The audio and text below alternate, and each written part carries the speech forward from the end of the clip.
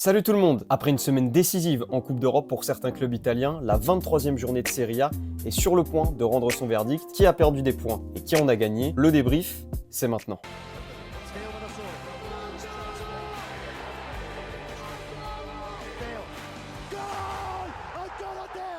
Avant que la vidéo ne commence, je tenais à vous remercier pour le passage des 1000 abonnés sur TikTok. 3 mois après le lancement de ce projet Calcio Theo, c'est un cap que vous m'avez aidé à passer. Vous pouvez me suivre sur les autres réseaux sociaux où je suis également présent avec le même pseudonyme. Et je vous donne aussi rendez-vous le mois prochain pour un nouveau projet en direct cette fois-ci.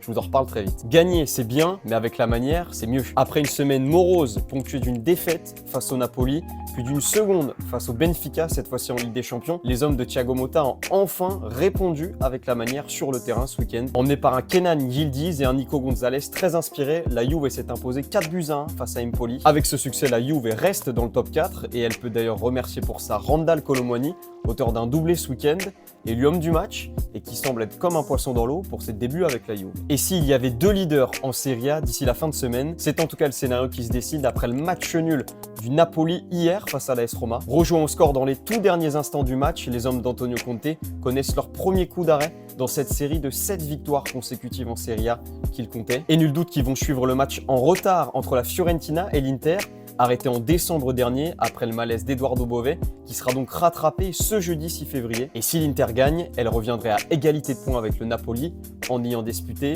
le même nombre de matchs. Le derby de la Madonnina Acte 2 aura mis les Pays-Bas à l'honneur ce week-end en Italie. Si Tijani Reinders a marqué le premier but de ce derby, l'homme dont je dois vous parler aujourd'hui, c'est bien Stéphane De Vrij, celui qui égalise pour l'Inter dans les tout derniers instants de la rencontre. Un ultime coup de tête salvateur qui est venu illustrer toutes les difficultés qu'a eu l'Inter à trouver la faille face à l'AC Milan ce week-end, entre les poteaux et Mike Maignan qui stoppaient leur tir. Ce coup de tête salvateur de Stéphane De Vrij permet à l'Inter de repartir avec un point sur les deux confrontations face à l'AC Milan, car les hommes de Simone Inzaghi n'ont pour l'instant perdu qu'un seul match en Serie A, et c'était justement le derby aller sur un but de Matteo Gabbia. Face à Bologne, un joueur de Como a perdu ses nerfs et n'aura pas fait long feu sur le terrain. Aliou Fadera, attaquant gambien de 23 ans, est allé glisser quelques mots doux à l'oreille de monsieur Massimi, l'arbitre de la rencontre, après une faute contre Como. Résultat, 2 cartons jaunes et une exclusion juste avant la mi-temps. Réduit à 10 pour la 3e fois de la saison, les hommes de Cesc Fabregas s'inclineront 2-0 face au Rosso Blu et ils ne comptent que 2 points d'avance sur la zone rouge. C'est la fin de cette vidéo, merci de l'avoir suivi. J'attends évidemment votre